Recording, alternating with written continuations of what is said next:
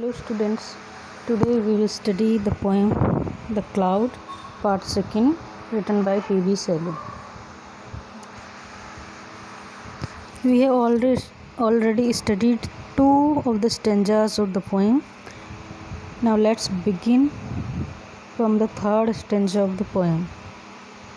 The sanguine sunrise, with his meteor eyes and his burning plumes outspread, leaps on the back of my sailing wreck, and the morning star shines dead, as on the jag of a mountain crag, which an earthquake rocks and swings. An eagle alight one moment may sit in the light of its golden wings. And when sunset may breathe from the lit sea beneath, its ardours of the rest of love, and the crimson pall of you may fall from the depth of heaven above. With wings folded I rest on mine airy nest, as still as a brooding dove. Here the cloud says that the sanguine sunrise, with his meteor's eyes and his burning plumes outspread, leaps on the back of my sailing wreck, when the morning star shines dead. It means जब सुबह होती है, sanguine means लाल colour का, crimson red colour का जो sunrise होता है, सूर्य उदय होता है, विद हिज मीटर्स आइज़, क्योंकि बहुत ही ब्राइट कलर का होता है और उसका कलर बहुत ही चटकीला रेड कलर का होता है, आग के अंगारे की तरह, जैसे कि कोई मीटर या जो उल्का पिंड होते हैं टूट के गिरते हैं उनके कलर की भांति। तो इसलिए यहाँ पे सूर्य के लिए विद हिज मीटर साइज का यूज़ किया गया है। And his burning plumes out spread, और उसकी जो कलर कैसा होता है, बर्निंग ब्राइट कलर का होता है, बिल्कुल रेड कलर का। और उस टाइम जब उसकी किरणें फैल रही होती है तो ऐसे लगता है जैसे कि वो सूर्य है जो अपने पंख फैला रहा है। Out spread is plumes, leaps on the back of my sailing racks, और जो मेरी सेलिंग रैक्स यानी जो मैं हूँ, ये बादल जो है, जो उसके पीछे से वो निकल रहा है, अपने पंख फैलाते हुए बाहर आ रहा है। When the morning star shines dead, और उसी समय क्या होते हैं, जो मॉर्निंग स्टार या सुबह के समय जो दिखाई देने वाले तारे होते हैं जो चमक रहे होते हैं, वो क्या होते हैं, डेड। इट मीन्स वो गायब हो जाते हैं, डिसअपियर हो जाते हैं। As on the jag of a mountain crag, which an earthquake rocks and swings, an eagle alight one moment may sit in the light of its golden wings.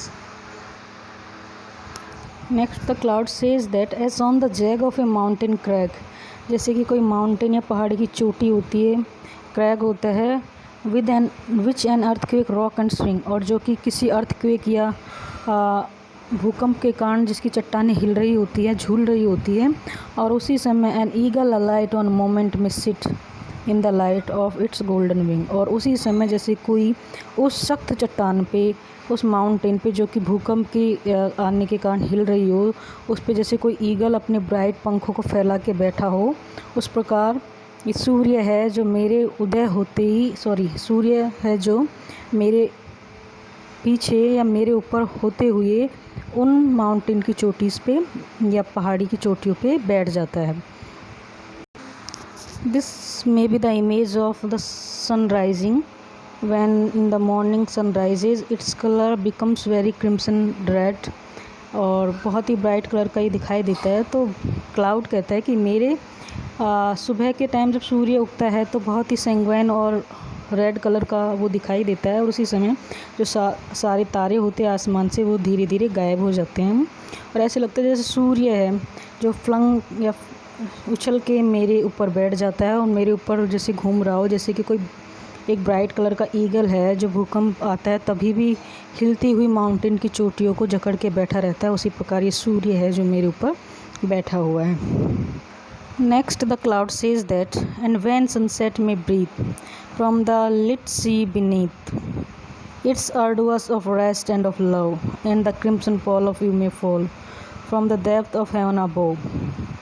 With its wing folded I rest on mine airy nest, as still as a brooding dove.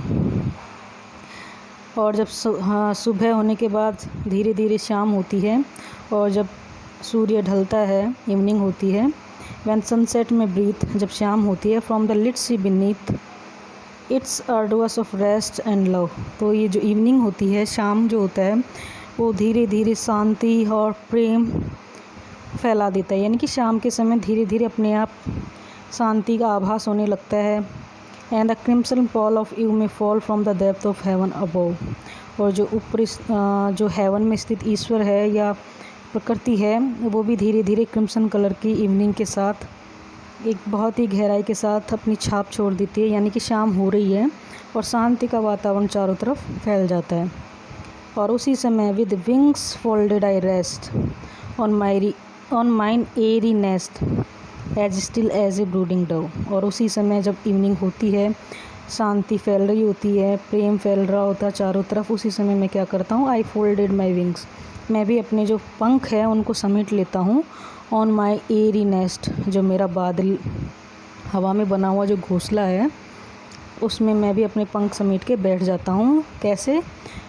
उसी प्रकार जैसे कि as still as a brooding dove, जैसे कि कोई meditate करती हुई Dove या पक्षी होता है, डव एक तरह का पक्षी होता है, उसकी तरह मैं भी अपने पंख समेट के शांति से मेडिटेशन की अवस्था में बैठ जाता हूँ। कहने का तात्पर्य ये है कि जब शाम होती है तो सारी चीज़ें अपने अपने स्थान पे लौट जाती है, शांति चारों तरफ फैल जाती है, अंधकार छा जाता है। उसी समय मैं भी अपनी यात्रा को क्या कर देता हूँ, रोक देता हूँ और एक डव की भांति मेडिटेशन की अवस्था में बैठ जाता हूँ।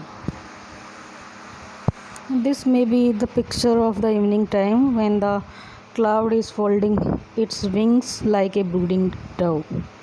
और शाम के समय एक असीम शांति सा जाती है, तो उसी प्रकार बादल भी है, उसी समय अपने आप को रोक लेता है, अपनी यात्रा को समाप्त करता है। Now let's see the summary of third stanza. The third stanza describes the cloud's game with the sun. The cloud says the red colored sun with its large eyes and its burning feathers jumps onto the cloud ceiling cradle when the morning star loses its shine। सुबह के समय जो सूर्य उदय होता है, jump करके बादल के ऊपर बैठ जाता है और उसके साथ धीरे धीरे घूम रहा होता है। और उसी समय जो सुबह के समय जो तारे दिखाई देते हैं, वो अपनी शाइनिंग खो देते हैं या वो डिसअपियर हो जाते हैं। Its position is similar to an eagle sitting for a moment on the top of a mountain, which is moved hither and thither by the earthquake. When the sunset announces the end of the day, singing its song of rest and love from the sea beneath, when the red cloud falls upon the whole world from the sky, the cloud rests like a dove sitting in its nest with folded wings. This image evokes the biblical image of Holy Spirit, the one universal creative force, evoking the cloud significance as a universally creative force of the nature। यहाँ पे जो last वाली image है वो Bible से ली गई एक image को दिखाती है, जिसमें हॉली स्पिरिट या हॉली डव है, वो एक यूनिवर्सल क्रिएटिव फोर्स के रूप में दिखाई गई है और बादल की उसी से कंपैरिजन की गई है। ऐसे लगता है कि बादल भी एक यूनिवर्सली सिग्निफिकेंस क्रिएटिव फोर्स है जो कि नेचर में अपनी क्रिएटिविटी शो करता है। Now begin with the next stanza. That orb maiden with white fire laden whom mortal calls the moon glides glimmering over my fleece like floor by the midnight breezes strewn, and whenever the beats of her unseen feet, which only the angels hear, may have broken the woof of my tent's thin roof, the stars peeps behind her and peer, and I laugh to see them whirl and flee like a swarm of golden bees. When I widen the rent in my widen built tent, till the calm rivers, lake and seas, like spirits of the sky fallen through me on high, are each paved with the moon and these। यहाँ पे जो बादल है, अब चंद्रमा या moon के साथ अपनी हरकतें या अपनी जो हलचल है उसके बारे में बताता है। That orbit maiden with white fire laden. Orb यानी गोल कलर की जो मेडन है, मेडन किसी महिला या स्त्री के लिए यूज़ किया जाने वाला शब्द। विद वाइट फायर लेडन जो कि किससे लैस है, सफ़ेद कलर की जो आग होती है उससे लैस है। होम मॉर्टल कॉल्स द मून, और जिसे मॉर्टल या जो इंसान है वो क्या कहते हैं, चंद्रमा कहते हैं। यानी कि गोल कलर का जो चेहरा है उस प्रकार की एक महिला जो कि सफ़ेद आग से भरी पूरी है, जिसको व्यक्ति या इंसान पृथ्वी पे चंद्रमा बुलाते हैं। Glides glimmering over my fleece like floor. वो चमकती हुई ग्लाइड्स यानी धीरे धीरे दौड़ती है। और माई फ्लीस लाइक फ्लोर, मेरा जो फ्लोर है, फ्लीस लाइक यानी कि जो फ्लीस होती है या रुई के जो फोए होते हैं, ऊन के जो फोए होते हैं, उनका जैसा जो फ्लोर है मेरा, यानी बादल है, आपने कभी आसमान में देखा होगा तो उसके छोटे छोटे टुकड़े होते हैं बिल्कुल सफ़ेद कलर के, उस तरह की फ्लोर पे क्या करती है, ग्लाइड्स करती है, धीरे धीरे घूमती है। यहाँ पे एलिट्रेशन है, ग्लाइड्स ग्लिमरिंग और फ्लीस एंड फ्लोर, और सिमिली का यूज़ भी हुआ है। फ्लीस लाइक फ्लोर, बादल अपने आप को फ्लीस लाइक फ्लोर बताता है, इसलिए यहाँ पे सिमिली भी यूज़ हुआ है।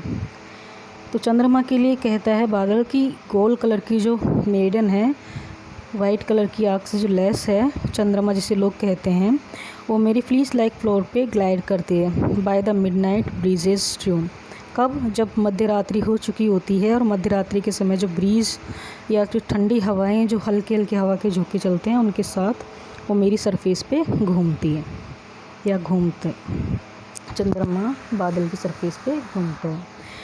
And whenever the beat of her unseen feet which only the angels hear may have broken the roof of my tent's thin roof। और जब कभी भी the beat of our unseen feet, उसके जो पैर जो कि हमें दिखाई नहीं देते, which only the angels hear, और उसकी पदचाप केवल कौन सुन सकता है, एंजल्स वो सुन सकती है। May have broken the roof of my tents thin roof, हो सकता है उसके जो पैर है, उसके जो पदचाप है या उसकी जो उछल कूद है चंद्रमा की, उसके कारण जो मेरी पतली जो परत है, मेरा जो टेंट है या मेरा जो छत है बादल की, उसकी जो छत है वो कहीं से उसके पदचाप के कारण टूट जाती है। The stars peeps behind her and peer, और फिर उस जगह से जो स्टार से तारे हैं वो नीचे की तरफ देख रहे होते हुए दिखाई देते हैं। And I love to see them whirl and free like a swarm of golden bees, और फिर मैं उन तारों को देख के जो कि बीज की तरह या मधुमक्खियों के झुंड की तरह इधर उधर भाग रहे होते हैं, उनको देख के मैं क्या करता हूँ, हंसता हूँ। When I widen the rent in my wind-built tent, till the calm rivers, lakes and seas, like strips of the sky fallen through me on high, are each paved with the moon and these। और जब कभी when I widen the rent in my wide wind-built tent, और जब कभी मेरा जो wind-built tent है या जो मैंने अपना टेंट बना रखा है, यानी जो बादल है, उसमें मैं अपनी जो गहराई है या जो उसके अंदर जो छेद है या बादल के जो टुकड़े हो जाते हैं वो ज़्यादा बड़े कर देता हूँ। तब क्या होता है, टिल द काम रिवर, जो शांत नदियाँ होती है, झीलें होती है, महासागर होते हैं, like strip of the sky fallen through me on high, तो उन छेद के माध्यम से या उन दरारों के माध्यम से ऐसे दिखाई देता है उन शांत नदी क्षेत्रों में या समुद्रों में कि जैसे कि कोई आसमान का टुकड़ा टूट के नीचे उनमें गिर गया हो। Are each paved with the moon and these, और प्रत्येक चीज़ चाहे वो चंद्रमा हो या तारे हो, ऐसे प्रतीत होता है जैसे कि उन नदियों में या उनकी झीलों की सतह पे क्या कर रहे हों, चल रहे हों, ऐसा दिखाई देता है। This can be the image of moon and cloud and the fleece like clouds on which the moon is working,